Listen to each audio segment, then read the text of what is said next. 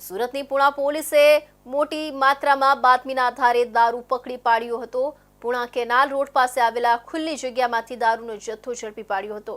અલગ અલગ બ્રાન્ડની વિદેશી દારૂનો બોટલો કબજે કરી હતી। દારૂ માટે પાયલોટિંગ કરનાર આરોપીની ધરપકડ કરી હતી અને અન્ય 2 આરોપીને વોન્ટેડ જાહેર કર્યા હતા। ગેરકાયદેસર દારૂ પરની નોંધપાત્ર કાર્યવાહીમાં પુણે પોલીસે 31મી તારીખે એક સૂચનાના આધારે દારૂનો મોટો જથ્થો જપ્ત કર્યો હતો। પુણા કેનાલ રોડ પાસેના ખુલ્લા વિસ્તારમાંથી દારૂનો જથ્થો ઝડપાયો હતો, જ્યાંથી વિવિધ બ્રાન્ડની વિદેશી દારૂની બોટલો, દારૂ બિયરના ટીન મળી આવ્યા હતા।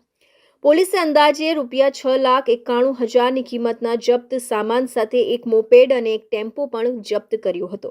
દારૂનો પાયલોટિંગ કરનાર આરોપીની સ્થળ પર જ ધરપકડ કરવામાં આવી હતી, જ્યારે પુણા પોલીસે આ કેસના સંબંધમાં અન્ય 2 આરોપીઓને વોન્ટેડ જાહેર કર્યા હતા।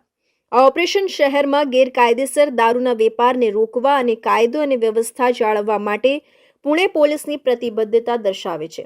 પુણે પોલીસ દ્વારા ભૂતકાળમાં આવી જ કાર્યવાહી હાથ ધરવામાં આવી છે, જેમાં ઉરુલી કંચન વિસ્તારમાં 3 લાખની કિંમતનો ગેરકાયદેસર દારૂ જપ્ત કરવાનો સમાવેશ થાય છે।